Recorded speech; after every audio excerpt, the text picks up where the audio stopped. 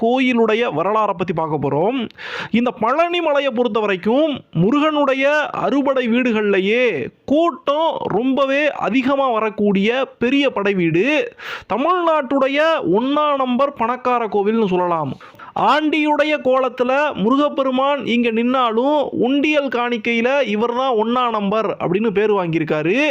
தினமும் ராத்திரியில் தங்கத்தேர் இழுக்கப்படக்கூடிய கோயில், தங்க மயில், வைர வேலு, விஞ்சு, ரோப்காரு, பஞ்சாமிர்தம் இப்படின்னு பழனி முருகப்பெருமானுடைய கோயிலில் சிறப்பாக சொல்ல வேண்டிய விஷயங்கள் ஏகப்பட்ட விஷயங்கள் இருக்கு.